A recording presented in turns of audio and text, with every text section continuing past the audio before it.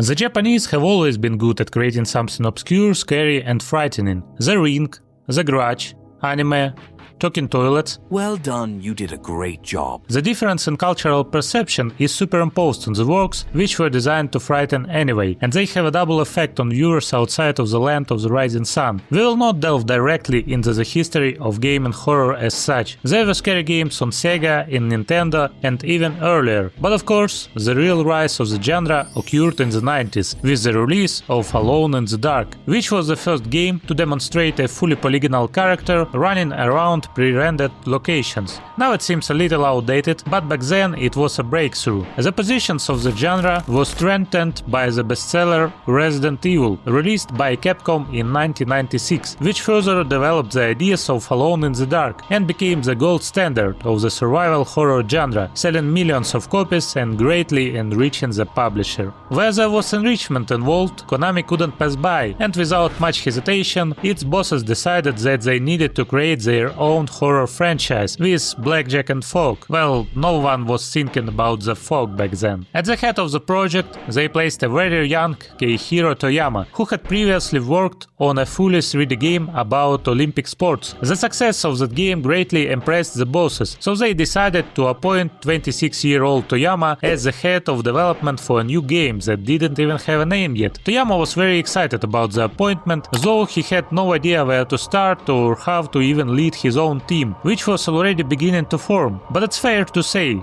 that it was Toyama who laid the foundation for Silent Hill as we know it today. Bosses immediately assigned a few programmers to him to start working on the engine. Yes, those were dark times where you couldn't just download Unity, throw in random assets and then release a newborn horror game on Steam. Everything had to be invented from scratch. Given his previous experience working on a fully 3D game, Toyama realized that to stand out and surpass Resident Evil, they needed to create a game entirely in 3D. This task seemed very challenging, but still achievable. Once again, it's worth noting that all the locations in Resident Evil were essentially JPEGs, with 3D characters running around on top of them, which imposed certain limitations. Camera angles would change from location to location, but you couldn't really rotate it or look around to see what was happening in different corners of the room. A long pre-production period began, during which many questions had to be addressed. What would be the main theme of the game? How could they work around the technical limitations of the first PlayStation and create a fully 3D world? What would be the main element of fear in the game? And whose hentai manga with stuck together pages was found under the office couch? Since they were making a horror game, team had to decide on the element of fear that would make players want to soil their pants with hefty bricks. Toyama recalled how as a child he lived in a private house and would run to the bathroom in the dark at night. This memory left such an impression on him that he decided the main threatening element in the game would be darkness. Thank goodness Toyama was impressed by the darkness and not the toilets, or else the skibidi toilet invasion could have happened much earlier. One of the programmers, Naoto Oshima, picked up on the idea, and within a few days he showed Toyama a tech demo featuring an almost fully functional flashlight. Yes, they definitely outdid Carmack in this regard, considering he couldn't manage to create a proper flashlight even in 2004, while they did it back in 96. The only issue was that the flashlight consumed a lot of processing power, but they decided that since the game's main theme was darkness, they could simply limit the player's field of vision significantly. This way, the engine wouldn't have to render too many polygons and textures with the 1 MB of video memory on the first PlayStation.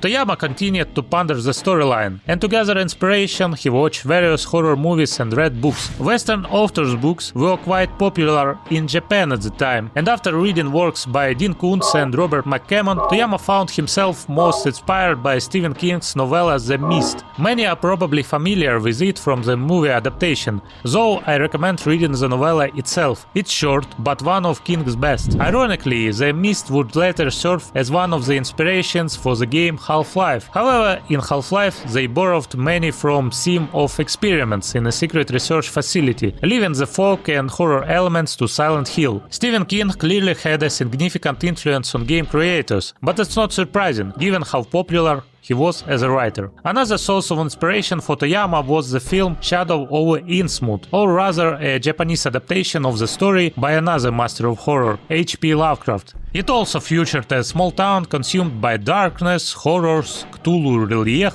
and so on. Originally, the plan was to purchase the rights to King's book and proceed with turning it into a game adaptation. However, the connections were poorly established, and simply calling up the author wasn't an option. He was probably busy writing another 1000-page novel about how it's a bad idea to drink and break down doors with an axe while your wife is in the bathroom. But the idea caught the eye of Toyama's higher-up, who said, "Well, fine, you'll go to America and negotiate with author yourself." But the trip was cancelled. Toyama's boss was promoted to a higher position, and his place was taken by Gozo Kito. Kito was a former sales manager who knew absolutely nothing about game development, even though he did play some games in his youth. It seemed like a terrible idea, and in our time, managers who control games creation often create soulless products, swarmed with microtransactions. Fortunately for us gamers back then, creating a financially successful game meant making it appealing to gamers first and foremost, so they had to find a way to make it work.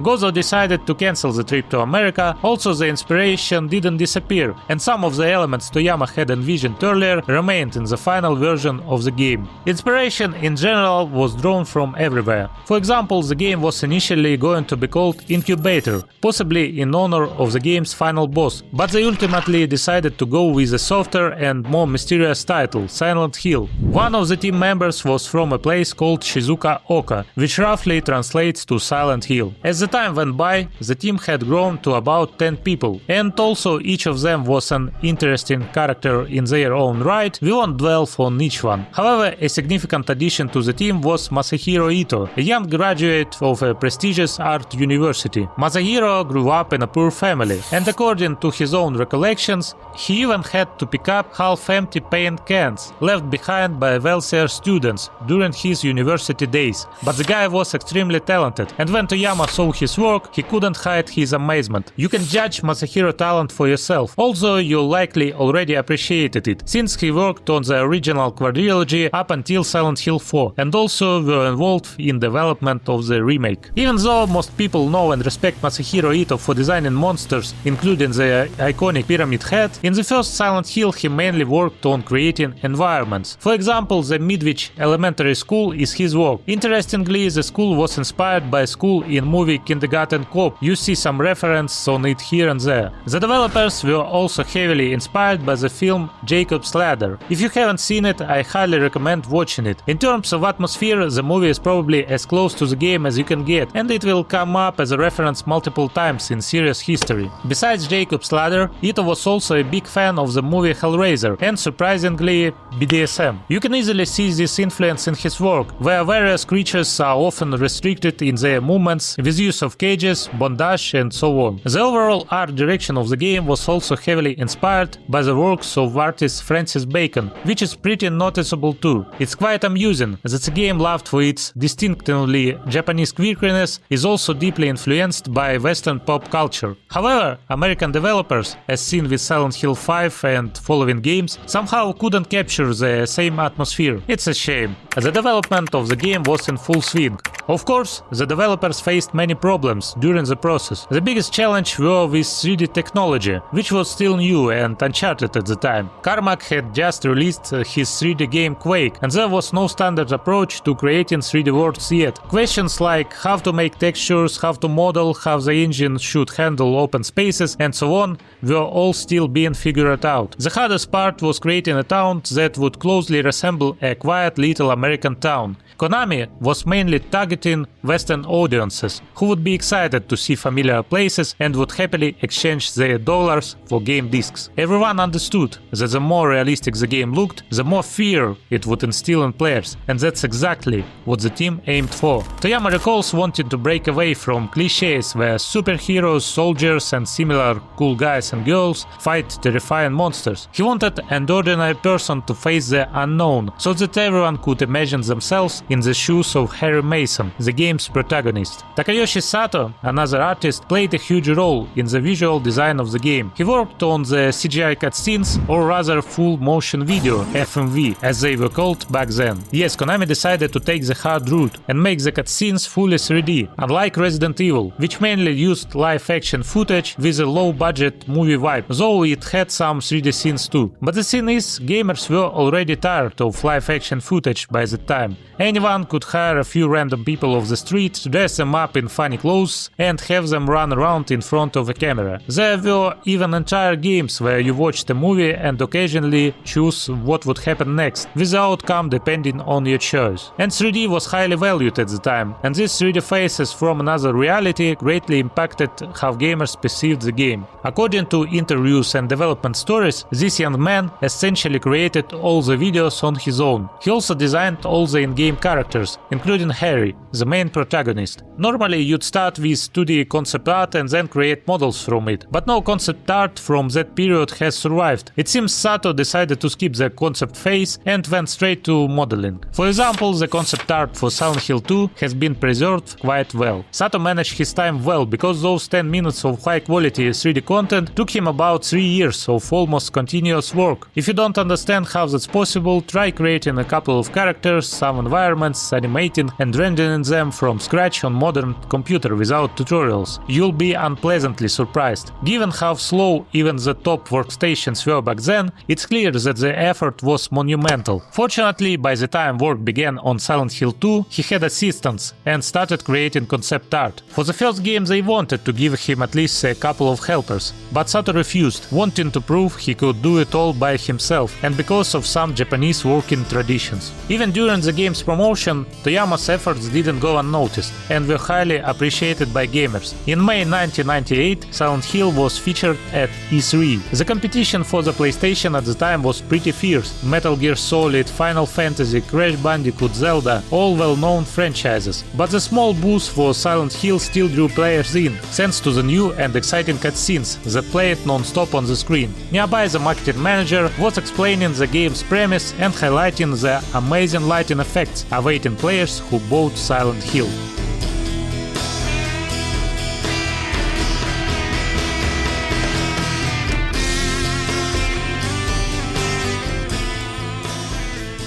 In the E3 demo, a guitar solo played in the background, and modern gamers would easily recognize Akira Yamaoka, perhaps the most famous member of the team, who crafted the sound of Silent Hill from the very first game through to Shattered Memories in 2009. There's a lot already said about him.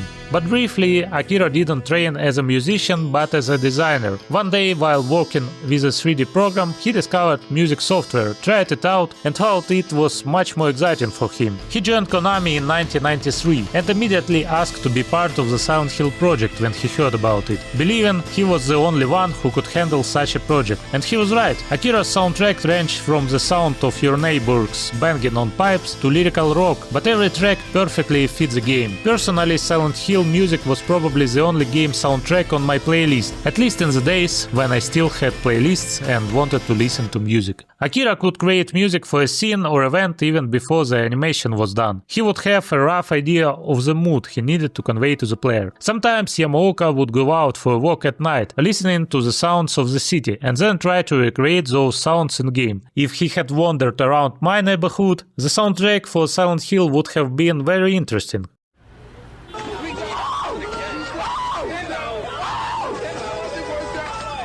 One of the songs for Silent Hill was written not by Akira, but by Rika Muranaka. Apparently, she insisted that one of the endings must feature a particular song, a Spanish tango or something like that. Estoy soñando, sí, solo imagino todo. Akira resisted for a while, but eventually gave in, and the song appeared in one of the endings. Muranaka was a respected artist, having recorded 4 successful albums before her career in video games, and she worked with Kojima at Konami. Although many believe Yamaoka was responsible for all the sounds in the game, this isn't entirely accurate. Many environmental sounds, like door creaks and footsteps, were created by Scott Greiner, also credited in the game, even though Yamaoka's influence on the atmosphere of the eerie town is undeniable. As the game's release date approached, the team grew to 20 people, which was a lot back then. Everyone had a role. While Takayoshi Sato worked alone on the cutscenes, most of the team focused on creating the game's locations. Even though the game's limited draw distance made the city feel claustrophobic, the city itself was quite large. If you look at it without fog and effects, it's clear how big it is, something that even multiple PlayStations couldn't handle back then. In the first Silent Hill, we visit the most locations in the city, though we don't stay long in some of them. In the final months of development, a lot of time went into optimizing the game to make sure everything looked and worked right. Besides dealing with the limited view distance, developers also removed unnecessary details from the models to save processing power. They had to finish all the monsters, bosses and other elements. New ideas often came up, but some couldn't be implemented due to time or technical limits. Interestingly, a new PlayStation was announced just a week after Silent Hill 1 was released. Silent Hill 1 is a product of its time, and recreating its development story is unlikely. The gaming industry was growing, and both gamers and developers were open to new ideas. The team was young and ambitious, working hard to make a name for themselves. Technical limits forced them to come up with creative solutions, and it seemed they had a lot of freedom in their creative process. The development took around 3 years, which was significant for that time, especially with the rapid evolution of graphics. Even in 1999, Silent Hill 1's graphics looked outdated, especially compared to games like Half-Life, which came out 6 months earlier. As the game's release approached, there was growing criticism of all the violent games. Silent Hill, with its mature themes, scared those who had only played simple arcade games like Pac-Man in their youth. Some wanted to use this fear to advance their political careers, but still there were some issues. When Konami sent demo discs to magazines, many refused to publish them, fearing backlash from activists. Sometimes only the intro cutscenes with bits of gameplay was shown, but not everyone got to play Silent Hill before its release. There were also issues with some monster designs, like the school children, which looked too much like real kids, so they were changed significantly, and after a few revisions, the game was approved. The altered monsters were included in the European and Japanese versions, but the American version remained unchanged. Some monsters were cut before the game was released and remained in the files. Some has missing textures or animations. Maybe they were cut because developers feared more censorship, or they just decided there were already enough monsters and the game needs to be released quickly. There's a lot more to say about the game and the team behind Silent Hill. I haven't covered everyone, but I didn't want to make this intro too long. We have the game itself to discuss, which is pretty extensive. Silent Hill 1 came out on February 23, 1999 in North America, and later in Japan and Europe. The game was highly praised and sold 4,100 copies in its first year. Now let's dive into the world of nightmares and see if anyone has seen a little girl. Hey guys, I'm in Silent Hill. just hanging out. Have you seen a little girl around here? Short, black hair, 7 years old? But before I dive in, a quick note. Silent Hill, right from the first game, was known for its complex and multi-layered story. The events can be interpreted in various ways, and sometimes you just have to pick the version that makes the most sense to you. At the end of this video and in the description, I'll include sources in the support of different series to avoid lengthy explanations, like in the Silent Hill play novel, on the 20th screen of Sibyl's chapter, this is explained like this. I've tried to break down the story into interesting segments with some stupid jokes. I had to cut some details to keep the video from dragging on for 3 hours. Sure, there could be discussions about Japanese horror development or 90s American cinema, but the goal was to make a comprehensive video about Silent Hill. And yes, there are many videos about Silent Hill, but I couldn't skip making video about one of my favorite game series. Enjoy the video!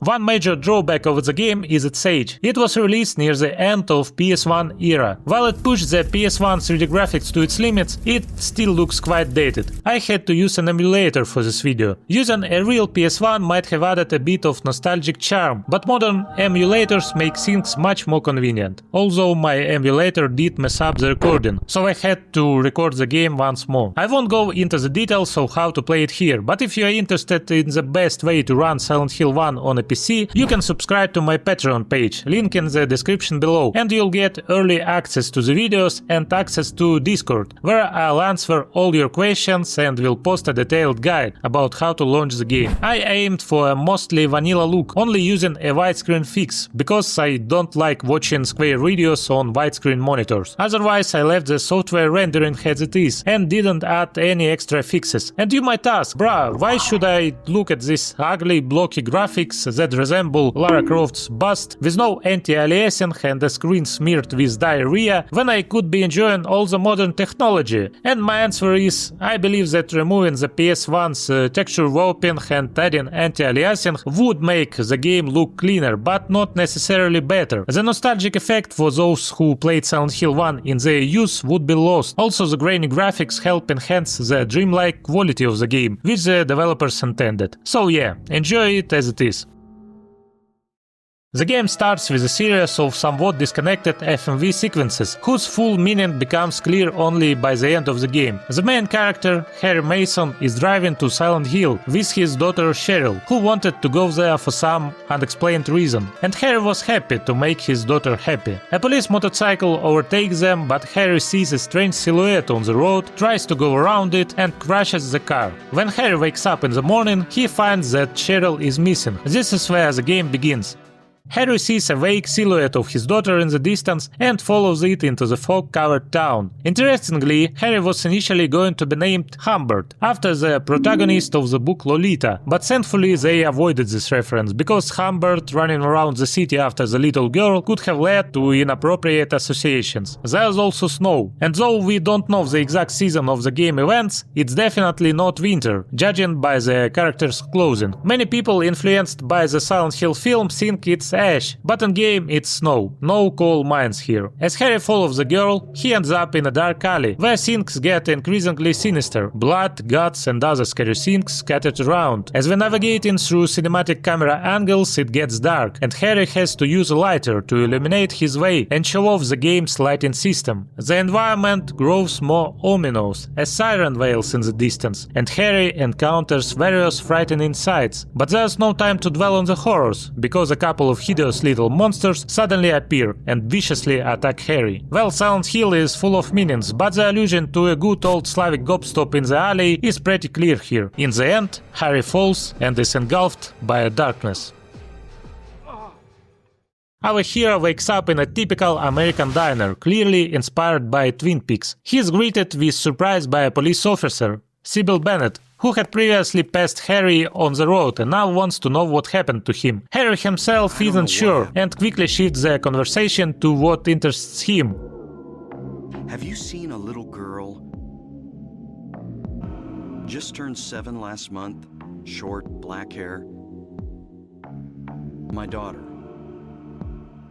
Sorry. It's amusing that Harry repeats this phrase with almost every alive character he meets in the game, making it somewhat iconic. Finding out that the officer hasn't seen any little girls, Harry decides to leave. Sybil tells him it's dangerous to go alone and hands him a desert eagle, to the guy she met like 10 minutes ago, who was lying like a drunk bum in the cafeteria. Honestly, this seems like the most illogical moment in the game. Yes, even in a game with flying pterodactyls and ghost girls, this decision seems strange. I think the developers just couldn't come up with a better way to give Harry a weapon and introduce a character at the same time. It would feel so much different if the gun had fallen out of her pants or something like that.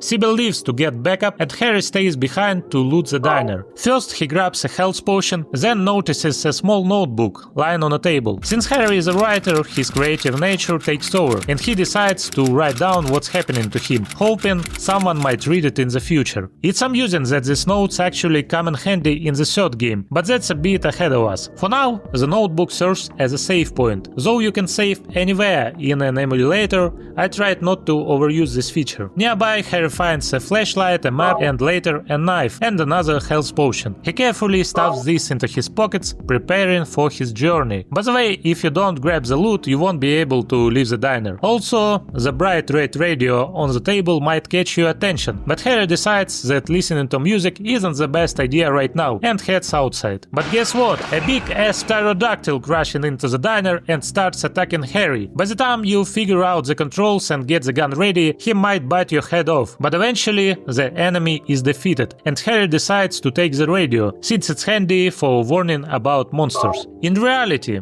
there isn't any super deep meaning behind the radio alerting to monsters. The white noise sounds pretty creepy, and if you listen to it in complete darkness for a long time, you might start hallucinating. But personally, I prefer a large amounts of beer in my digestive system. Finally, we leave the diner and find ourselves in a whole city where the hero needs to search for his missing daughter. Harry recalls the alley where he's lost consciousness and makes the most logical decision in this situation: go back there. Did I ever tell you what the definition of insanity is? Going back to the alley where you already took a beating, but fortunately now he has a gun and he's practiced with it on pterodactyls, so he can't handle fight. The little monsters seem like easy targets now. The city is quiet, as expected given the name, with only the flying pterodactyls and the hissing radio as distractions. By the way, you can turn off the radio if you want. Harry smartly marks the location on the map, so getting to the alley isn't too difficult. There are no more fighting dwarves, but we do find a rather intriguing drawing.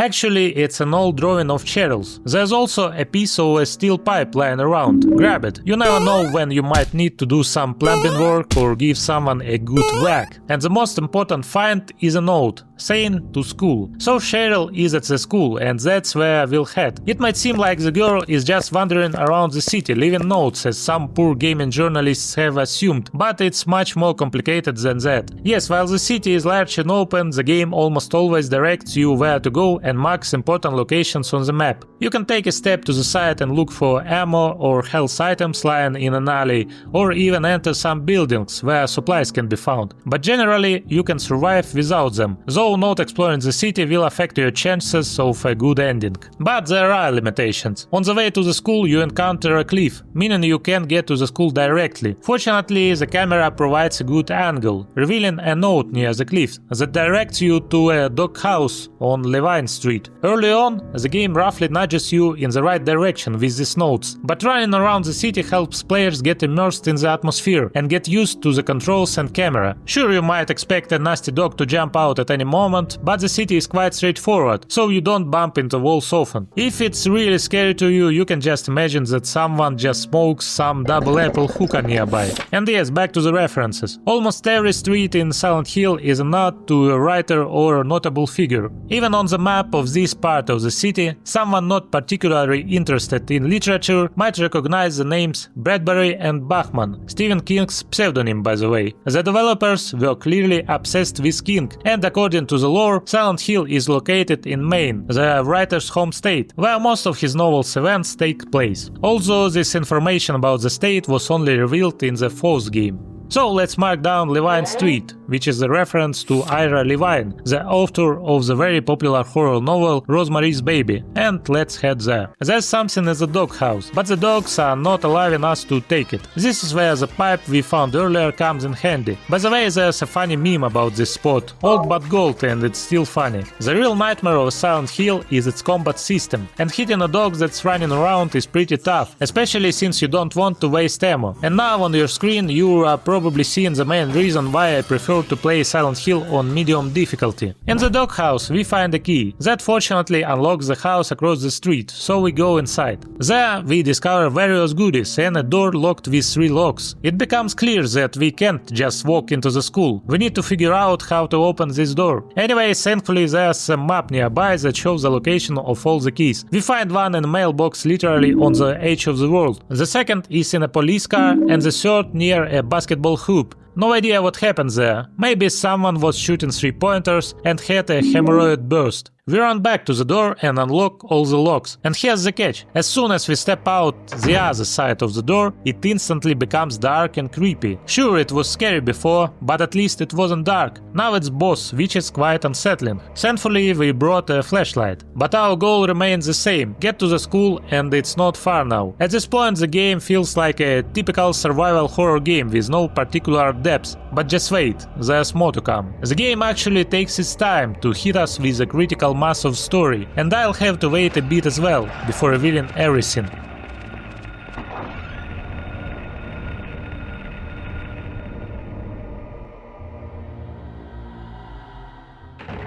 At the school, thankfully, we quickly find a map, the probably most useful item in the whole game. This location is the first truly classic setting in the entire series. Almost any building like this in the game works like a puzzle, but on much larger scale, with puzzles within puzzles. Essentially, you follow a thread provided by the game, and gradually unravel a tangle of riddles and secrets. And along the way, you shoot monsters. Can't forget about the monsters. Here at the reception, we find a clue about gold in the old man's hand, which he'll gladly trade for some water. One might guess this is a reference to an alcoholic groundskeeper who'd be happy to trade his earned penny for a drink. However, the school is suspiciously empty. There are also a couple of notes nearby, but we'll get to those later. If you're playing for the first time, the main thing to do is to methodically try to open every door you encounter. From personal experience, if a door opens, that's great. If it doesn't, that's even better. Luckily, Harry methodically tracks every door, so if you get lost, you can check the map to see where you might have missed something. The school feels especially creepy. Open spaces always provide a way to escape, and were brighter most of the time. Here, though, it's pure atmosphere. The monsters are either the familiar dwarves we know or invisible ones that aren't threatening, but you still can do it right in your pants after seeing them. One of the main scary elements in Silent Hill isn't just the monsters, you get used to them, but with a vivid imagination, the oppressive atmosphere can make you imagine that something even scarier than the monsters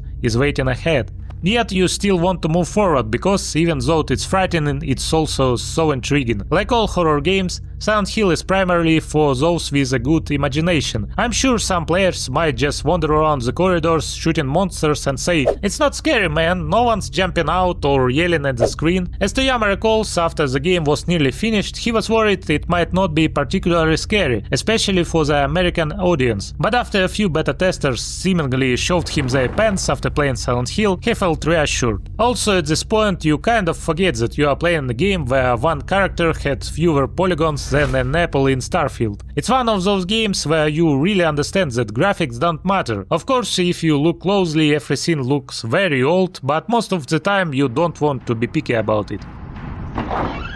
During our exploration of the school, I first found a piano. The piano. I think all the old-timers just had some goosebumps. Fortunately, it's locked for now, and we can't interact with it. Second, we find a cat locked in one of the lockers. This is actually one of the few moments in the game where we trigger a cutscene but don't get an item in return. In puzzle-oriented games, you'd expect to have to save the cat, stick it in a keyhole, and then open a refrigerator containing a satanic hoof needed to defeat the final boss in 3 hours for a good ending, or something like that. Alright, man, you quite the joker. It's very funny. Let's get on with the game. You Satan.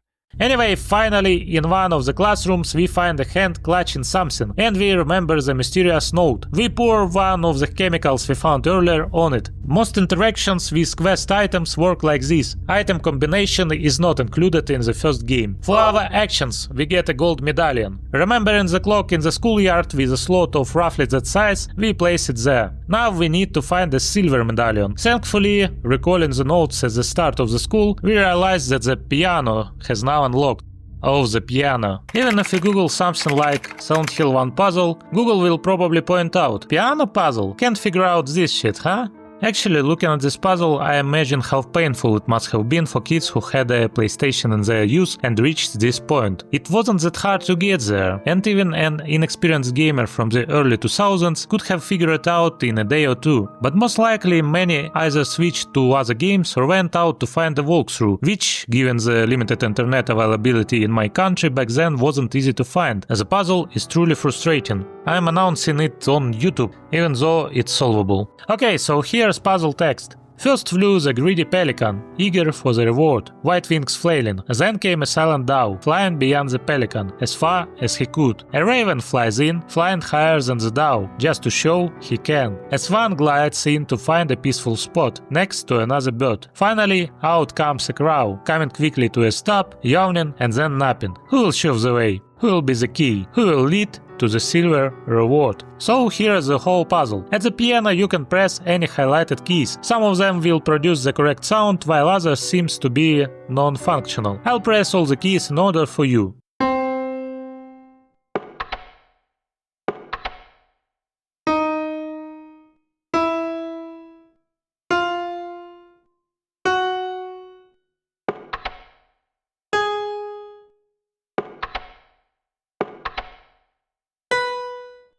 Now I'll give you a moment in case you want to listen or read the puzzle again and try to figure it out yourself. Yeah, it will be a bit harder without being able to press the keys yourself, but essentially you have everything needed to solve it. Like most puzzles in this game, it can be solved entirely within this one room. So take a look at the video, and when you feel that your head hurts, you can continue. Honestly, I felt that overwhelming frustration and headache. Okay, so here's a quick solution. The main hint is in the idle, Song of the Birds without a voice, meaning you need to press only the keys that do not make a sound. There are exactly 5 of these, matching the number of birds. The problem is that the puzzle is very distracting. You need to figure out the colors of the birds and match them to the keys. However, this can be tricky because, for example, in my country the dove translates like this, but also like this, and it was very confusing. But well, who cares for the third word? I think it might be a bit easier if you are a native English speaker, but still can confuse you in many ways. The bloodstains on the piano, the unclear verses, and the fact that you cannot be a YouTuber if your IQ is over 90 made things even more confusing for me. Anyway, I'll show the correct key sequence on the screen, and then we can move on from this puzzle. So after enduring the puzzle, we get the silver medallion. We place it in the clock, expecting to open the coveted door, but no. Remember that other note at the reception? It's time to head down to the basement. Damn, the creators of Silent Hill really knew what they were doing. They managed to create an entire location that's already uncomfortable, unpleasant, and scary to navigate, but then they add extra discomfort by sending you into a basement. Basements always associate with something dark, scary, and mysterious, especially for kids, and I bet even older gamers might not want to go there. But we have to. Fortunately, in the silence of the basement, all we need to do is pass through the boiler room and press a button. After that, we can finally return to the yard and go through the mysterious door. Inside, it's a total mind trip. Stairs going down, then a corridor, then stairs going up, and at the end, we are back in the schoolyard. But now it's even darker and scarier, with some weird occult symbols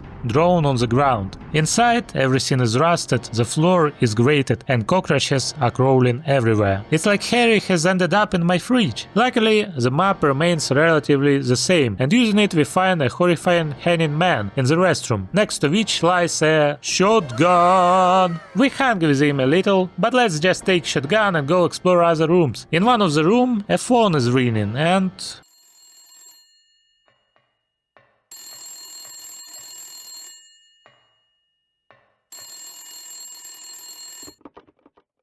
Hello sir, good afternoon sir, how are you doing? You're having problem with your computer? You are putting the laptop too much outside.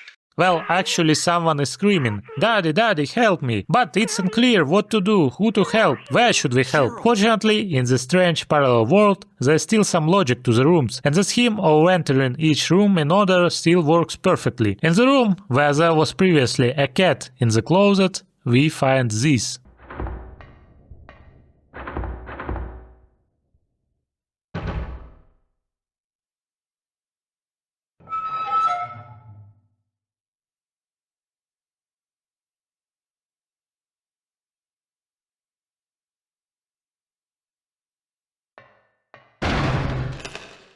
This was the first and last jump scare in the game, which is pretty impressive. I think it was probably added just to have a jump scare. Today, with games featuring full-screen jump scares from screaming plush bears, calling this a jump scare seems...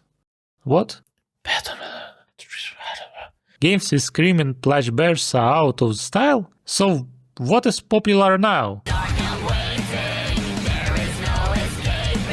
You know what? I would have preferred the bear!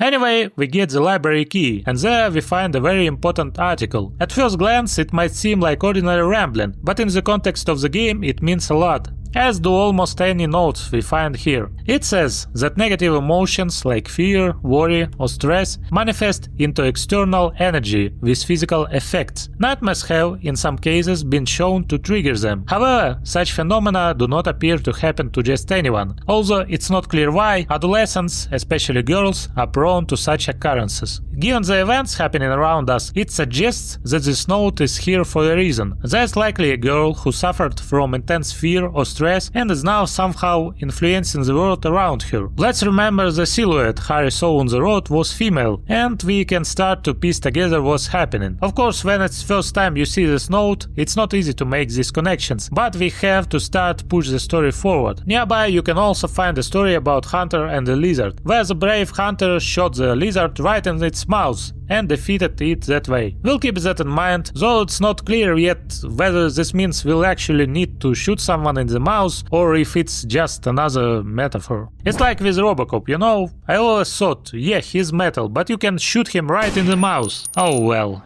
Whatever. Following our instincts, we once again descend into the scary basement, where we face a daunting puzzle. Fortunately, no more bird songs, just turning valves correctly to open the way to the boiler room. Gabe Newell approves. Inside we encounter a huge asshole soul waiting for us. Remembering the recently read tale, we realize that this might be the creature we need to shoot in the mouth. Unfortunately, it didn't open its mouth properly, and when it did, it ate poor Harry.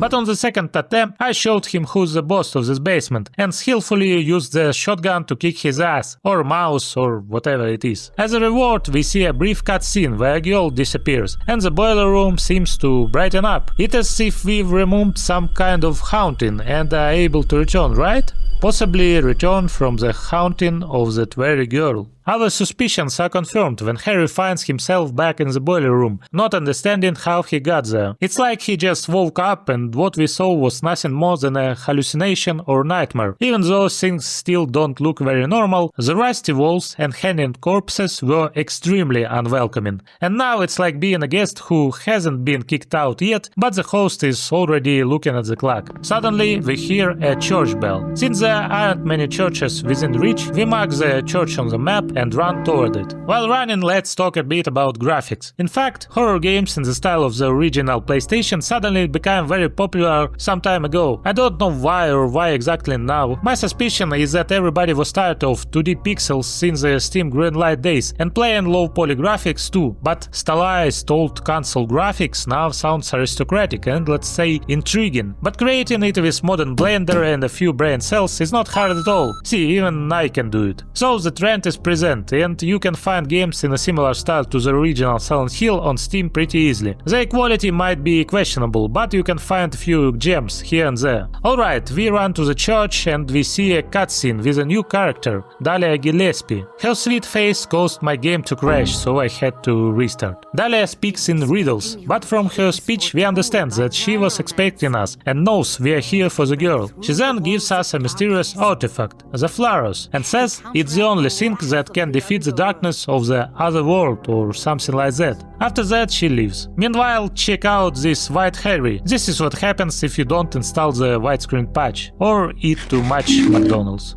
Anyway, let's bring Harry back, grab the pyramid and the key. That, oddly enough, isn't for the hospital Dahlia sent us to, but for a drawbridge. Looks like our adventures in this part of the city are over. Time to move on.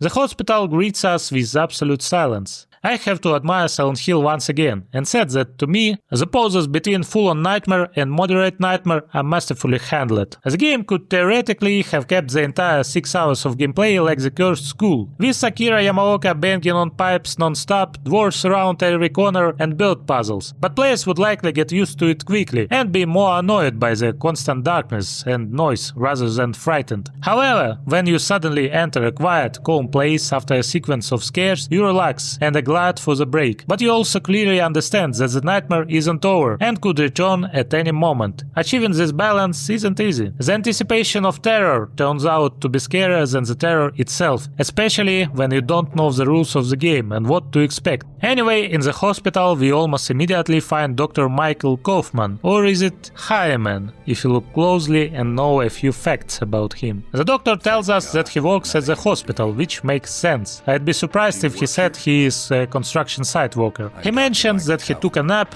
woke up to find snow falling, everyone's missing and monsters everywhere. Okay, so we are not the only ones seeing monsters. Good news for Harry's mental health. There's still a chance that not just the monsters are imaginary, but everything else. But we'll put that theory aside for now. Anyway, the doctor describes the monsters in detail, monsters that can't exist. And Harry is like, yeah, by the way, have you seen my daughter? Kaufman reasonably replies that with all the monsters around, she's probably in some trouble. And it's in this cutscene that we first learn that Harry's wife died 4 years ago. So, you know, it's like two old friends catching up on life. Kaufman says, well, I'll guess I'll be going. Good luck with all those nightmares. Grabs his briefcase and leaves. We are left to continue running through the hospital like a bee stung us in the ass, hoping to find some clues. After all, Dahlia sent us here, and she seems to know something. By the way, I accidentally found a bottle here, and in the doctor's office some liquid was spilled. Just out of curiosity, I collected it in the bottle. Well, sometimes they spill some interesting stuff in hospitals, so I'll try it out later. Well, actually, this substance will be needed for one of the endings, of which there are 5 in total. At the end, when we discuss the endings, I'll share my thought process on how the different endings might have been conceived. Anyway, after exploring everything around, we head back down to the scary basement. Of course, there are cockroaches running around and there is a generator that lets us use the elevator. Elevators are another distinctive feature of the series, often allowing us to access previously unreachable areas, even in the other world. Here, however, after riding the elevator to all the floors, we find there doesn't seem to be anywhere new to go. Puzzled, we return to the elevator and find that suddenly a new floor has appeared, the 4th floor. By the way, it seems that in Japan, the 4th floor is often avoided, because the word 4 sounds like death or something along those lines. And so, another cutscene appears, where a girl walks into what looks like an antique shop and the hospital transforms beyond recognition. So another creepy location awaits us. It's clear we won't be getting out of here easily. Here we encounter a new type of enemy, nurses, which have become a hallmark of the series for all the perverts out there. Additionally, there are even male nurses, making their first and last appearance in the series, though they only show up a couple of times. In any case, these enemies are unpleasant and unsettling. However, they seem a bit easier to deal with than the little guys from the school. It's easier to hit them, they are visible from a distance and they move a bit slower. We start running through the terrifying rusty corridors and Akira Yamaoka is still banging on pipes, don't forget it.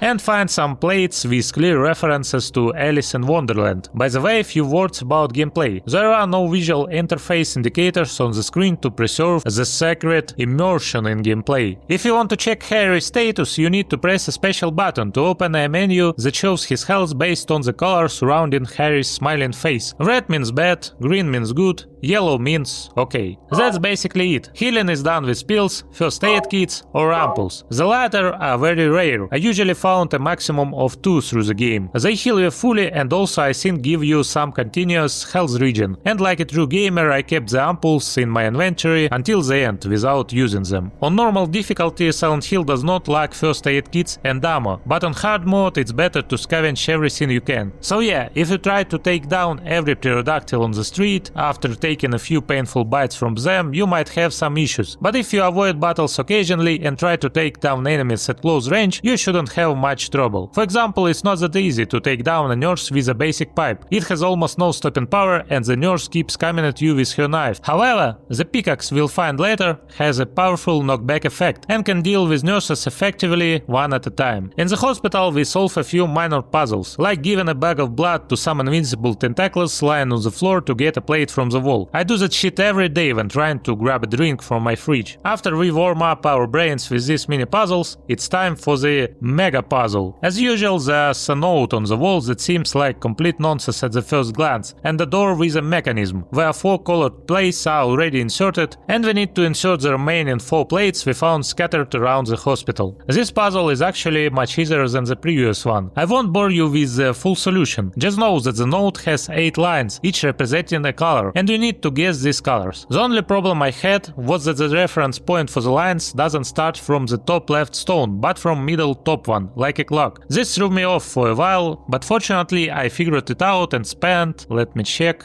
Whoa, quite a bit of time on it. Anyway, after solving it, we open the door and enter the eastern wing of the second floor. There, after dealing with a few nurses, we enter a storage room in the basement and find a passage down covered by grapevines. Despite Harry's athleticism as he rounds around the town without any sign of exhaustion, which I greatly appreciate, he can't rip the vines apart with his bare hands. Luckily, we previously found alcohol and a lighter, so using these items we clear the way. So what's the secret in this basement under the basement? Maybe this is where Akira is banging on pipes. In one of the rooms we find a bed and some medical equipment, with a picture of the girl named Alessa, and we've seen her before. Finally we get an idea of who might be behind all this. It seems Alessa was kept in this basement, and somehow by frightening her or causing her pain, they tried to extract supernatural abilities as mentioned in the book about poltergeist we found in library. But who did all this, why and how remains unclear. I could spoil everything for you, but I won't. Watch till the end. But if you made it this far and haven't turned off yet, please hit like and subscribe to this channel if you want a similar video on Silent Hill 2. It's a new channel and a new challenge for me, and if it turns out well, I'll deliver a lot of this sweet content to you. And don't forget about my Patreon page. Finally, after escaping the terrifying basement under the basement, we surprisingly find a living person in one of the hospital rooms. A girl named Lisa Garland, who throws herself at Harry in relief. I'm sure Harry was also glad to see a living normal person instead of a moaning nurse trying to stab him. Unfortunately, Lisa has no clue about the events unfolding around her. She simply says she blacked out, woke up and everyone was gone. Harry, frustrated, says that she doesn't know anything either. Great.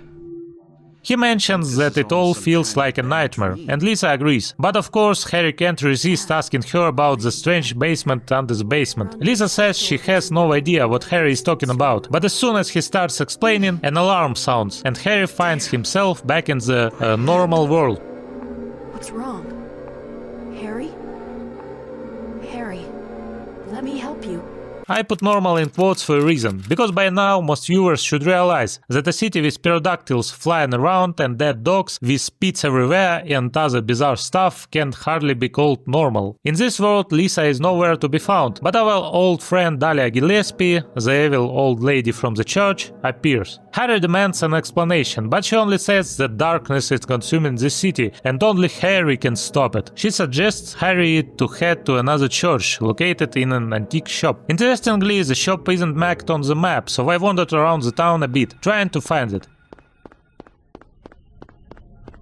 Eventually, we stumble into another basement, and at first glance, nothing seems out of the ordinary, until we discover a movable cabinet. Suddenly, Sybil appears out of nowhere. She explains that she couldn't leave town because all the roads are blocked, and she mentioned seeing a silhouette hovering above the fog. When Harry mentions Dahlia and repeats what she said, Sybil suggests that the old lady must be on drugs. They sell them to the tourists.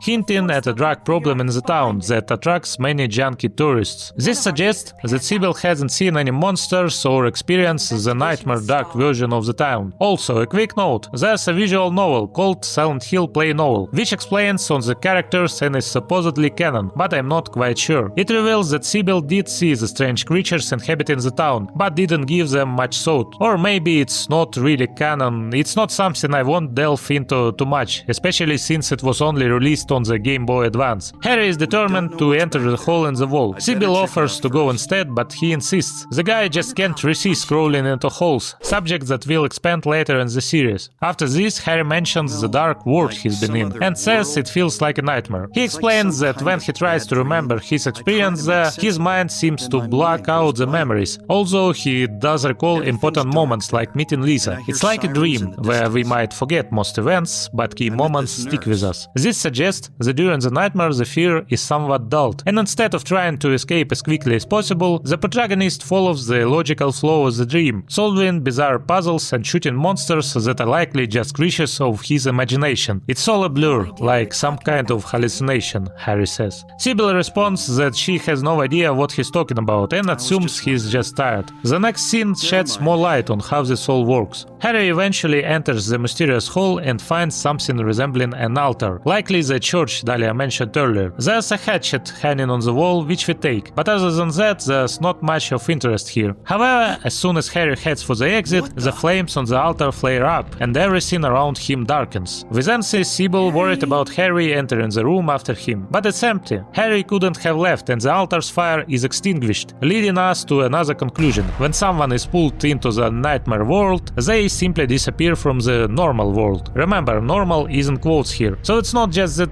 Harry is lying somewhere hallucinating, he's actually being pulled into another realm. To confirm this, we see Harry once again sitting on the couch next to Lisa in the hospital. Lisa tells Harry that he just passed out and had nightmares. Harry decides to ask her about Dahlia, and Lisa recalls that the woman doesn't have the best reputation around town. Ever since her child died in the fire, she's completely lost her mind. Lisa tells Harry that before the town became a resort, it was run by a cult, and young people would go missing. But then, tourists and new residents started coming in, and things seemed to quiet down. Lisa looks sad, and Harry suddenly loses consciousness, coming to his senses, lying on the floor somewhere.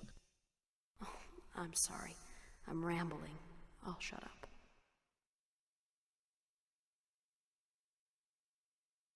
Was that another dream?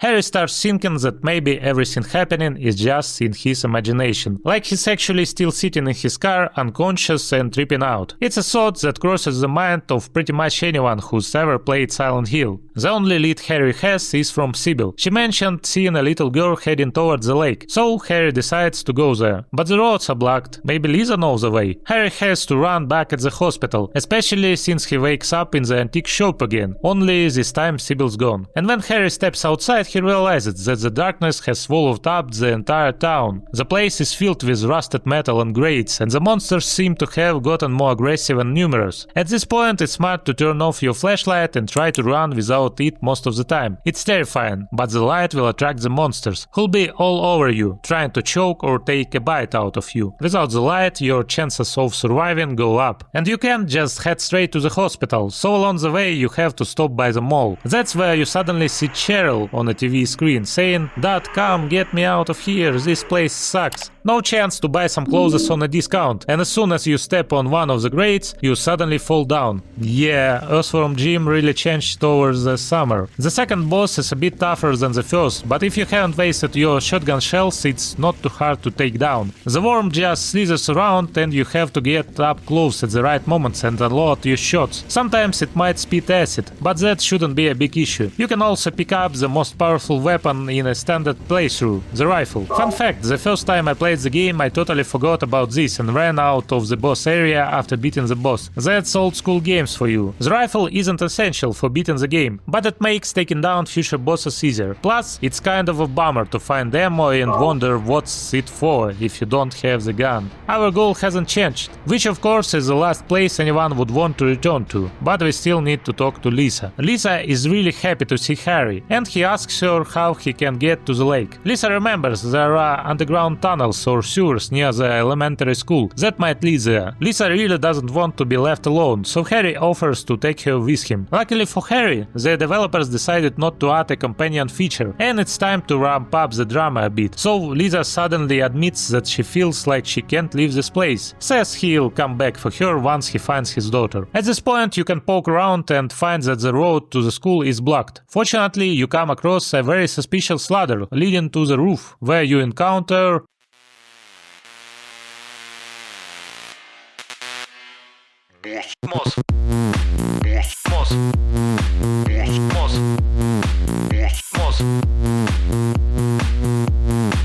It's not boss helicopter, but it's certainly tickling some of my FPS gaming memories. And I'm no fisherman, but I'm sure you could catch a decent fish with something like that. The boss is a bit tougher than the previous ones, mainly because it flies, is quite large and keeps spitting acid at you. You need to keep moving, which can be a bit tricky with the clunky controls. Fortunately, once you bring the butterfly down, you return to the normal world, and now the path to the school and its tunnels is open. Plus the developers don't make it too hard on you. As soon as you cross into the next area via the bridge, which Harry instantly teleports to the desired location. There's even a lock there that you don't need to find a key for. You can just smash it or shoot it. And of course, here's the infamous sewer level, a favorite among gamers. Probably the most annoying sewer level in series. Also, the one in Silent Hill 3 isn't much better in my humble opinion. Well, you just have to hold your nose and search for the way out. Okay, actually the sewer level isn't as awful as it could be. Sure, you'll be running through a lot of identical sewer corridors and occasionally attacked by crocodiles hanging from the ceiling, but while it's easy to get lost, it's not too difficult if you explore everything in order and stick to the road. Being consistent is one of the most important skills for a Silent Hill player. Methodically exploring levels, opening doors one after another, checking everything you can, and only then moving forward. Even the enemies in this level turn out not to be such a big problem, as you can usually just run past them. By the time you are running through the sewers, even a die-hard keyboard and mouse fan like me had gotten used to the controls on a gamepad and could navigate through the narrow passages with the crocodiles without much trouble. Even the school was much tougher, with those little guys clinging to your legs and not letting go. In terms of the story, the sewer doesn't add much, and is likely included just because, well, it's a sewer and it's scary. After emerging from a dreaded sewer, a particularly observant player might take a turn at some point and end up in a location necessary for a good ending. One of the two good endings, let's say. For some unknown reason, we find Dr. Kaufman in a bar, tangled up with a monster on the floor, and Harry, being the good guy he is, saves the suspicious dude. The doctor asks if Harry has found a way out of the town, and Harry ironically says, yeah, that's why I came to this fucking bar. The doctor decides to leave as quickly as possible and gives a very short and even suspicious no when Harry asks if he knows anything about Alessa. In the rush, the doctor forgets the key and piece of paper with numbers, which he must have dropped during his fight with the monster. After this, you can run to the motel room, enter a code, move to another room, use a magnet to retrieve a motorcycle key from behind the dresser, which you also need to move, and then obviously find the motorcycle. Using the key, you unlock it and find a vial of liquid that looks very similar to the one you collected earlier in the hospital, where Kaufman was too. What could this liquid be? Let's find out. But when you find the vial, the angry doctor suddenly bursts in, asking what are you doing here, saying it's none of your business and generally being hostile to Harry. It's odd he doesn't pull out his gun, but despite all the drama, it's clear that the doctor knows something. However, he runs off before you can get any more information from him. After running a bit more to the lake, you trigger a cutscene where the damned siren sounds, the asphalt changes to rusty grades, and Harry notes that this time things feel different. Previously, the transition to nightmare was more obvious, but now it's like reality itself has become a nightmare. But that doesn't change our goal. During your journey, you find a boat, where Sybil unexpectedly shows up. She's finally worried about what's happening, saying she doesn't understand what's going on with the town. Plus, now she's definitely seen the running dogs, pterodactyls, and the monsters in the sewer that led her here. But when Harry explains that this world is someone's nightmare turned real, she brushes it off, and she's saying, Harry, man, you are tripping, get some rest. Suddenly Dahlia appears and starts saying that a demon will soon consume these lands and must be stopped. The demon has taken the form of Harry's daughter, so it needs to be stopped. Dahlia gives clear instructions. You need to climb the lighthouse and go to the amusement park. Sybil heads to the park, and when Harry asks Dahlia how to stop the demon, she says to use Flarus, the pyramid she gave us earlier in the church. Then Dahlia disappears, very dramatically, like Batman. What about Sybil?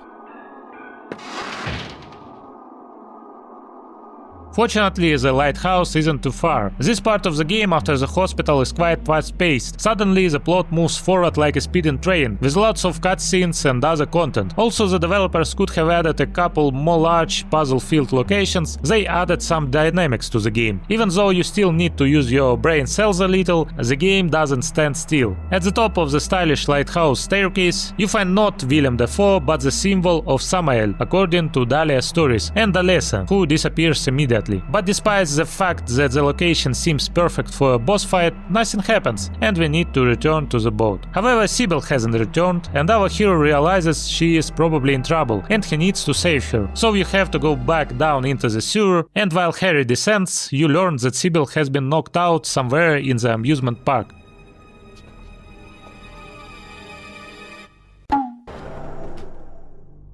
Fortunately, the park isn't too far away, and after a brief walk through a grimy area, you find yourself in a place where the amusement park attractions are right in the sewer. It looks strange but stylish, and that's just how we like it. The first Silent Hill might be the most densely packed with locations. The hospital, the school, the sewer, the mall, the lighthouse, and the amusement park all showcase the developers' ambitious scope. They probably wanted to make the mall and the park more elaborate, but that vision came to full fruition only in the third installment. In the amusement park, you only need a few steps past the tempting attractions and skip buying a ticket to get on the carousel. Here you encounter Sybil, who seems to have turned into a zombie or something like that. Spoiler alert, she has some kind of parasite on her, like the nurses in the hospital. You can either shoot at her, wasting a lot of ammunition and losing one of your few allies, or use the vial, with obviously valuable liquid, to douse her. After that, well, something is coming out of her. Similar things happened to me in the toilet after the night of heavy drinking.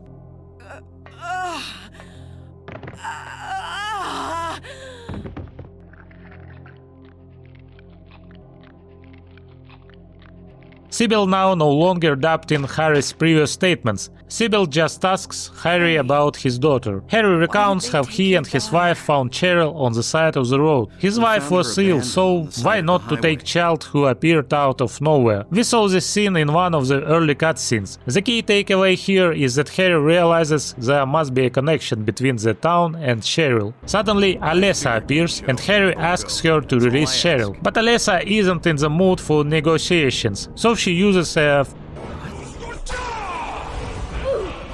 force on Harry, causing him to fall. Harry also can't escape because of an invisible wall, but now it's almost certain that Alessa is behind the city's horrors. Plus, we've seen confirmation of her powers. All that's left is to use the magical artifact Flowers given to us by Dahlia. It surprisingly works, knocking Alessa down. It seems like the nightmare should end, right? But suddenly, out of the darkness, the ever-present Dahlia appears and says, "Oh, Alessa, we finally meet again. It's been a while." Alessa addressed Dahlia as Mom, and the puzzle begins to come together. What seemed like a crazy old woman earlier now appears to be a genuinely evil figure. You can see the fear in Alessa's eyes, even through her low-poly character model. Remember how Lisa mentioned Dahlia's daughter died in a fire? Was the fire really an accident? Dahlia says Alessa still has something to do for her, and then they disappear. One thing left I need you to do for me.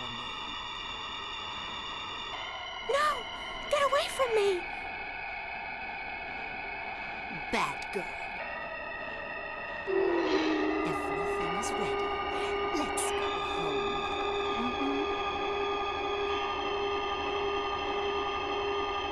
What's going on here?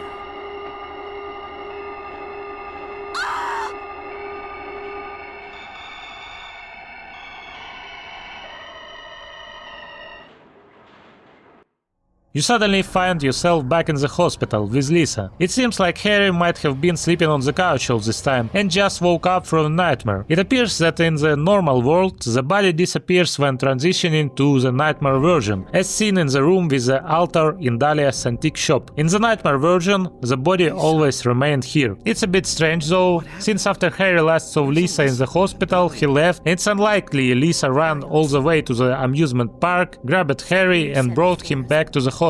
So it's likely that the nightmare version of the town follows its own dream logic, which makes searching for logic here pointless. So let's make some conclusions about the town. There seems to be a real normal version of Silent Hill. It had no monsters, snow or fog, just regular people living on what was an ordinary quiet town on the edge of the world. Likely by the time of the game's events, this normal Silent Hill has been completely enveloped by the fog, and anyone who enters its territory gets sucked into the nightmarish version of the town. Or maybe not everyone. You might say, bro, make up your mind, you need to be consistent. But even in the official game guide, answers to the question of what happened to all the people is unknown, so we can only guess. So, aside from the ordinary and normal version of the town, there is the foggy town. This is the city shrouded in an yet unknown force, but it's probably connected to Alessa and Dahlia. In the fog, monsters appear, distorted creations of someone's imagination, and while the logic of what's happening is broken, it still exists. For example, it's unlikely that anyone anyone's house would be locked with 3 locks, with keys scattered through the city. Or that school's passage to a clock tower would open by solving puzzles and placing golden and silver plates into special slots. This feels more like someone's twisted fantasies. It's like childhood imaginings brought to life, Alessa's fantasies. Then we move to the third layer, the nightmarish dark world. This is where the pain, suffering and warped perception of the world are cranked up to its maximum. A desire for death is expressed in the corpses, hanging everywhere. The fear of monsters that appear everywhere and torment anyone who crosses their path. The dread of the huge monster in the school basement that no one was allowed to enter. And of course, the absence of any logic in the space. There could be a new floor in the hospital where it never existed, or a secret passage under the school, leading to who knows where, and all sorts of other bizarre things. But it turns out my beautiful theories about the town get a bit shattered by the official guide, though not entirely. According to it, the appearance of the world changes depending on the sleep phase we are in. Just like in real life, sleep can be deeper or lighter. Because of this, Alessa's nightmares, in which we obviously stuck, become more or less intense. When it becomes a full-blown nightmare, it's essentially the demon within her that gets activated. Spoiler alert, but there's still more. Don't switch the channel. If you haven't fallen asleep from my series yet, let's continue. Back in the room with Lisa, she mentions that despite her fear, she went down to the basement Harry had mentioned earlier. You might remember that it was in the basement where we first learned Alessa's name, and saw the bed with her portrait next to it. Lisa didn't find anything unusual in the basement, but she's now haunted by a sense that something terrible happened here. Harry tells Lisa to calm down, but she jumps up and runs away. Harry hears a horrible noise coming from the basement and decides he must go down there to find out the truth.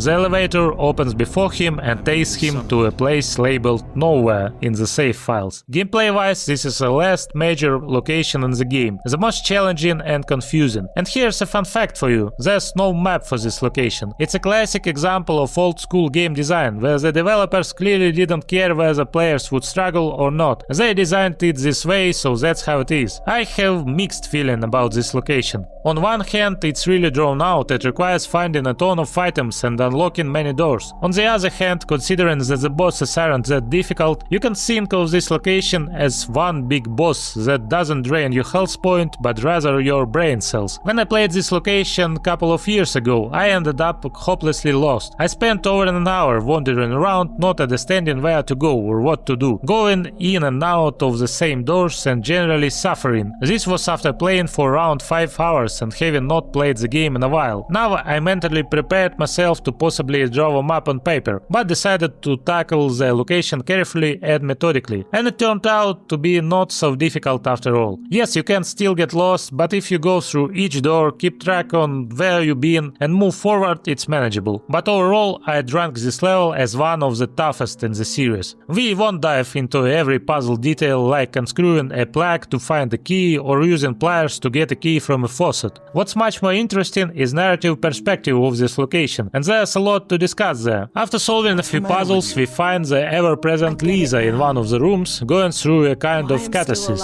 She's just like all the nurses we've killed in the hospital, but still retains a human appearance for now. She asks Harry for help, but he just pushes her away. Feeling scared and helpless, she doesn't get any support from Harry, who seemed like a good person. As a result, she becomes just like all the others. Take a moment to enjoy the music here.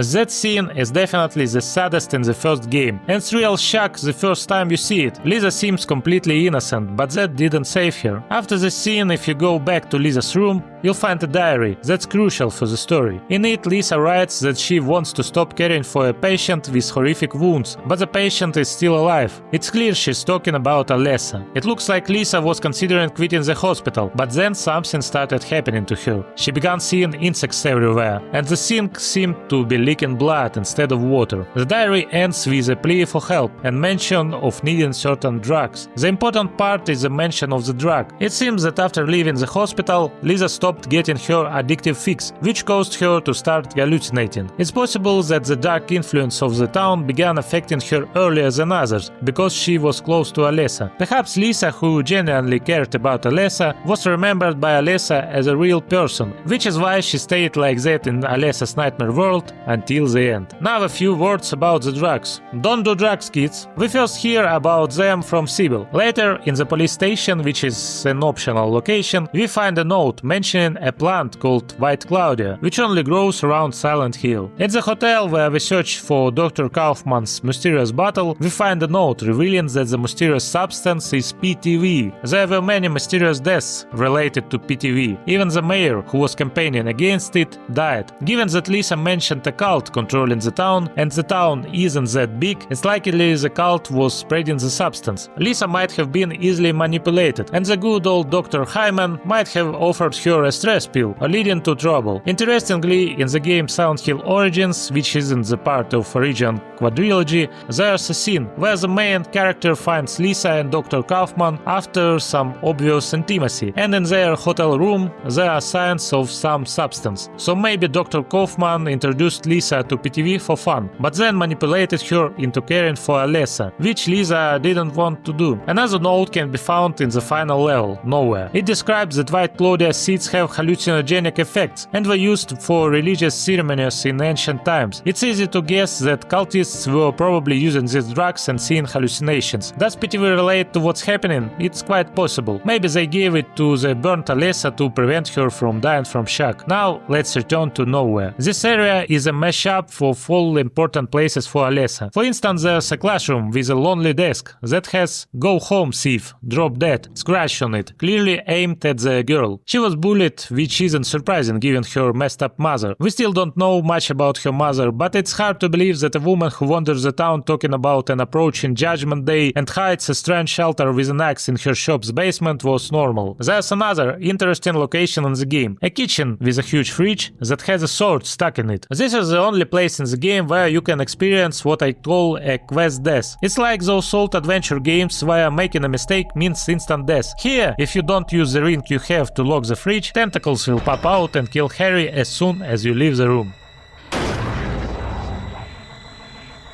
Considering that almost all the creepy stuff and rooms in the game are created by Alessa's mind, it's curious why tentacles would scare her so much. Maybe she accidentally saw some hentai. Because, for example, the pterodactyls flying around the town is clear reference to a book she read when she was younger, The Lost World. After a lot running around in the nowhere, we end up in a corridor that looks very similar to the hospital basement where Alessa was kept. In one of the rooms we find the actual room where she was held and see a sort of memory of the girl. There are two unfamiliar doctors, Dahlia and Kaufman. By the way, I just thought about why they would place a photo of the sick girl next to her bed. Like, here's how you were before you got sick, and if you don't get better, well, bad luck. But this can probably be part of Dahlia's madness. The scene is actually very important. We learn that Alessa was used for some ritual, in which something was implanted in her womb. That something is a demon, which in Dahlia's cult is considered a god. But after the fire, these bad people realize that Alessa has only half a soul left. Dahlia says with some magic they can call the soul back and it will come, feeling the pain of its other half. By now it's clear that the other half of the soul is Cheryl, the girl that Harry Mason and his wife adopted. But was Cheryl a real child or just a ghost? There's no definitive answer. There are many theories. Could Cheryl have been just a ghost that our writer hero raised for 7 years and went to school with other kids? It's doubtful. Most likely she was a real child, perhaps just abandoned by someone someone and became the perfect container for Alessa's soul. I've also seen a series that Alessa as a child had a baby, which Lisa took and left by the roadside, but this theory falls apart with a note I'm about to explain. Choose whichever theory you prefer, but what we can almost certainly agree on is that Alessa's soul split into a more benevolent part, as Cheryl, according to Harry's memories, grew up quite well. Her other self, left in suffering body with a growing demon, was full of hatred, fear and other negative emotions, which then manifested in Silent Hill. She dragged everyone around her into her nightmare world. In Nowhere we can find a more detailed description of the Alessa incident. The fire in the town destroyed several houses, and Alessa's body was found in the wreckage, but it seems that someone else's body was thrown into the fire, and Alessa was secretly moved to the basement and kept there for a long time. After reading the note, Harry notes that the fire happened on the same day he and his wife found Cheryl, so the theory that Lisa took the child and left it by the roadside almost certainly doesn't hold. Cheryl was likely a physical real kid created by the power of thought. Well, why not? Across from the hospital room we find Alessa's room, which gives us a glimpse into her life before the tragedy. For example, we learn that Alessa was interested in collecting butterflies, which might explain the moth boss and the worm. Growing up in religious strictness, she might have enjoyed having control over these creatures, even though she secretly feared them. Nearby we find Alessa's drawings of monsters, storybooks and even playing cards, suggesting she had a friend to play with. In this room there's also a door where we insert various items we found in Nowhere to finally reach the final scene. We witness a scene where Dahlia tries to take Alessa somewhere, claiming she just wants to take a bit of the girl's power. Alessa, despite her suffering, just wants to be with her mom. Dahlia seems to agree and decides to do everything herself, as she stands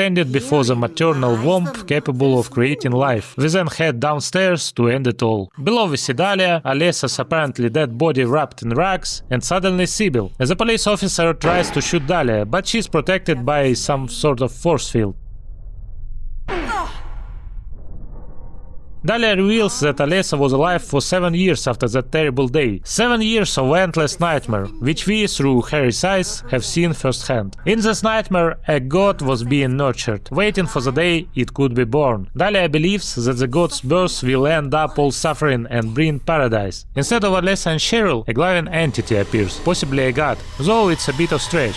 Suddenly Kaufman shows up and shoots Dahlia. Although he was involved in earlier events, he's clearly not happy with the nightmare world and demands everything be returned to normal. Dahlia tells him his role is over and he can't change everything now. Kaufman reveals the mysterious liquid is called Aglaufotis and says he left it in plain sight to trick Dahlia, meaning she was the one who broke a bottle in hospital. This liquid seems to have anti-demon properties, and Kaufman throws a vial at the glowing figure.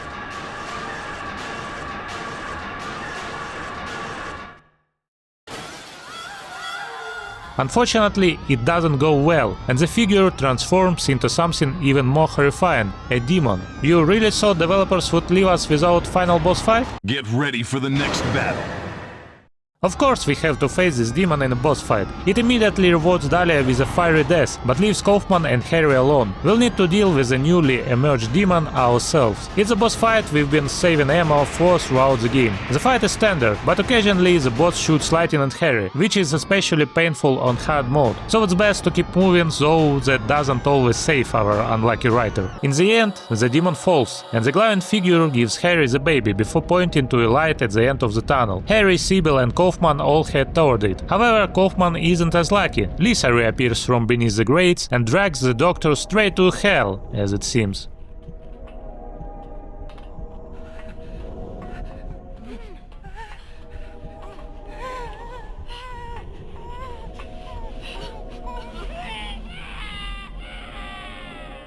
Our heroes emerge back onto the fog-covered streets of the city and...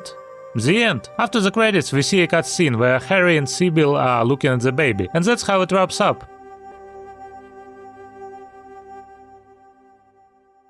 Before we move on to the other endings, a few final thoughts. Despite the game being titled Silent Hill and its influence being more pronounced in later installments, the city itself isn't really to blame. It serves more as a backdrop for the nightmare and acts as a limiter. Nightmares in Silent Hill, but life outside is supposedly fine. However, it's where the cult operated and where the mysterious plant grew, which Dahlia Gillespie used to hatch the idea of making her daughter give birth to God. Kaufman, who was deeply involved in the drug distribution, also plays a part. We find white powder bags in the hotel room with a key he had. There's also a tape in Nowhere, where Lisa complains about taking care of Alessa, who is like a living corpse. The tape might be the work of Kaufman, who, despite seeming like a refined gentleman, is involved in almost all the dirty dealings in the city. Hiding a half-dead girl in a hospital basement for rituals definitely tops his list of crimes, so his fate in all the endings seems quite just, either being eaten by a monster in the cafe or dragged to hell by the nurse. Regarding Alessa, it's clear that the demon sustained her life. The supernatural creature kept her in agony for 7 long years. It's odd how she appeared to be suffering in bed but could still move in the cutscene. Maybe she just imagined herself in her dreams, hoping to wake up to a better world, but the group of evil doctors and her cult mother prevented that. Lisa, when you think about it, wasn't entirely innocent. She cared for a clearly suffering patient who was being hidden against her will. Did she never consider calling the police, even from nearby Brahms, where Sybil came from, to report a girl being kept in a basement? Yes, she was likely blackmailed, but Alessa might have had reasons to hate Lisa as much as the other participants. When you break down the first Silent Hill and ask specific questions, you find out that the plot isn't perfect, with a few holes. But you could argue that it's nightmare and Harry is just daydreaming next to his jeep. Even the official guide has unknown for some questions, showing that some things are better left unanswered. Still, considering it's a 25-year-old game, the story holds up pretty well, and its concept inspired many other games, good and bad. Another question arises about Alessa's motivations. Clearly, after spending 7 years in a nightmarish coma, she couldn't have had much motivation or thought. She probably just wanted a peaceful end, ideally after taking revenge on her tormentors. But why was it easy for her to drag and transform the nurses and doctors in the hospital, who I consider real people like Lisa, into nightmarish creatures? Why Dahlia and Kaufman were somehow harder to deal with? For Dahlia, it might be that Alessa was afraid of her mother, who could have known some protective spells. But with Kaufman, it's unclear. Maybe he was sleeping with a Glaufotis next to him. We can also throw in an idea that the city and its bizarre creatures, like the pterodactyls, could be manifestation of Alessa's power. Weapons and such might represent imagined ways to fight this power. Kaufman, who had a gun, a symbol of his spirit strength, managed to fight back until he was overwhelmed by a dwarf, and would end up dead if Harry didn't intervene. The symbols we find around the school, the lighthouse, etc. could be part of Alessa's effort, or rather her soul's fragments in the form of Cheryl, preparing for the demon arrival ready to fight him. These symbols might have been meant to free her from the curse and let her pass on, but when we used the pyramid item for Dahlia, the plan was disrupted, and Alessa was forced to give birth to the demon. Alright, enough speculation. Let's not overthink it too much. Nobody likes the nerds. We've only looked at one ending, the good plus ending, which is essentially the best one. What about the others? The worst ending is likely what a casual gamer would get on their first playthrough, if we don't save Kaufman or Sybil and just finish the game. In this case, no one will come to help, and the demon won't appear. The boss fight is similar, but we have to shoot at a glowing figure rather than a demon. At the end, Alessa sends Harry for sending her soul to heaven, ending her torment, but she doesn't give him the baby. Harry, unable to cope with losing his daughter, collapses. After the credits, there's a scene where Harry is unconscious in a car with a head injury, suggesting his earlier guesses were right, and it's all just a dying brain's fantasy. However, Cheryl is missing, so either the girl died too, or the events actually took place, just ended worse. There's also the bad plus ending, where we save Sybil but not Kaufman. The scenario is similar to the bad ending, but Sybil revives Harry, telling him to wake up. What happens next remains unknown. The simply good ending is where we save Kaufman but not Sybil. Kaufman is taken by Lisa and Harry escapes with the baby alone. He runs to a place without fog or snow, suggesting he has escaped. This ending is considered canonical. The good plus ending, where we save Sybil but not Kaufman, leaves her fate uncertain. The baby Harry takes is Heather from Silent Hill 3. This implies that Alessa could indeed generate babies, suggesting a similar process for Cheryl's creation. There's also a secret fifth ending available if you first get the good plus ending. To unlock it, you need to find and activate a special stone at 5 different locations throughout the game. Each time you activate it, a moving dot appears in the sky. After the 5th activation, the secret ending triggers and suddenly aliens appear. Harry asks them if they've seen a little girl, and in response, they zap Harry's balls with a laser, take him away and fly off. The credits also change. In my thoughts on how a player without guide would figure out the other endings, I had a certain logic. Buildings you can enter are marked on the map with a different color. I know, I've played the game several times, but I only just realized this. Maybe some people knew this from the start and will write in the comments like, "Bruh, you are such an asshole, Zaur. I knew this when I was 9 years old. but it was new finding for me. So ideally, a player who gets a bad ending would explore more locations and eventually find Kaufman fighting a monster, solve the puzzle and reach the good ending. After that, they could figure out somehow how to use Saglaufotis on Sibyl. As for unlocking the UFO ending with the stone, I have no idea how players would figure that out. Probably just by experimenting with a new item everywhere. Old games up your ass. After completing the game, there's a blooper reel you might want to check out. Watching Dahlia awkwardly trying to kiss the camera is quite amusing and gives a nice break after the intense events of the game. It's likely that creating this clip took Takayoshi Sato many sleepless nights. If you are inspired and want more, you can try the next Fear mode, also known as New Game Plus. It unlocks new weapons and lets you aim for a perfect run to earn 10 stars. 2 bonus weapons are available from the start, the chainsaw and the drill. However, you need to find gasoline to use them, which only becomes available on a second playthrough. You can only use the gasoline on one weapon per playthrough, so you might use it on the chainsaw in one run and then use the leftover gasoline on the drill in another. To unlock the katana, you need to get both a good and a bad ending. This opens a room in the house with 3 locks, where you can become a true horror samurai. The katana is pretty cool.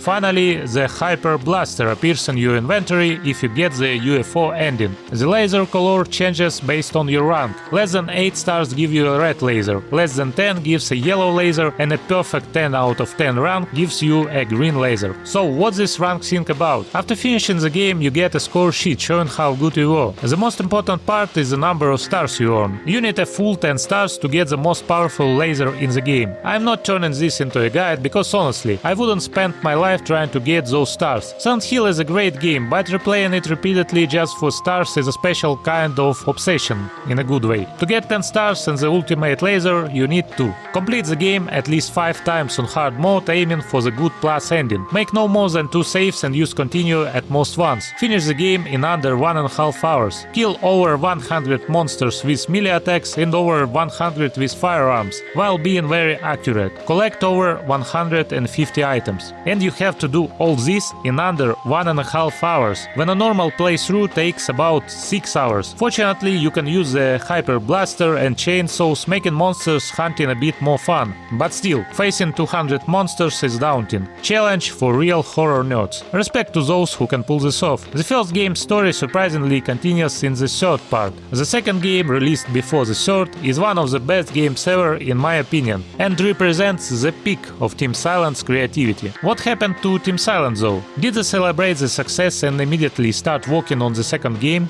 Not quite. Keihiro Toyama, the head of Silent Hill, left the company. He felt stressed managing the team and chose to take a break and work as a designer on a different game. This game, Yoake no Mariko, published by Sony. Not much to comment on that. However, he soon realized his passion was horror and became the lead on another project, Siren or Forbidden Siren. Though not very well known outside Japan, it was quite popular there, proving Toyama's talent for creating frightening stories. He also brought along 2 other Team Silent members with him. So Team Silent wasn't the same from start to finish. The second game had a different leader and a new story. We'll save that for another time. Currently, Toyama has his own studio and recently released a game called Slitterhead, which received mixed reviews from critics. For this video, I used many sources, with one of the most important being Silent Hill Plot Analysis, a book familiar to many fans. It's a 300-page opus exploring all Silent Hill's mysteries, written under the pseudonym Silent Pyramid. The author covers almost all Silent Hills and sometimes gets carried away with speculations, but usually provides facts and sources. I didn't just recount the book, but referred to it occasionally for consultation. If you are still puzzled about Silent Hill after watching this video, I highly recommend reading it. I learned a lot about the game's development from the Gaming Muse challenge. This channel have ton of info that's hard to find anywhere else, except maybe in old Japanese magazines and such. Of course, there's also the official Konami Silent Hill play novel, which was released to make some quick cash. They also put out a bunch of official guides that were sold as actual books. Konami was keen to milk the franchise for all it was worth, though they didn't go all out with the cash grabs until later. The pinnacle of their greed was the Silent Hill pachinko machines that came much later. It's odd that the publisher hasn't opened a Silent Hill cafe with crispy nugget shaped like a lasso or something like that. Silent Hill was supposed to be a not very important project, aimed to challenge the competitors and make some money. Created mostly by young developers, people who were mostly graduates, and some of them never really developed any games. It was just a game full of references and homages to movies and books. Who would have thought it would turn into one of the most influential horror games of its time? Its atmosphere is something that, in my opinion, no one has managed to replicate. If you made it this far, I really appreciate it. I'd be super grateful if you subscribe to the channel, leave a like and drop a comment, especially if you want a video on Silent Hill 2. I read all the comments and would love to discuss this game with you. That's all for now. Thanks again for watching and see you soon. Boss.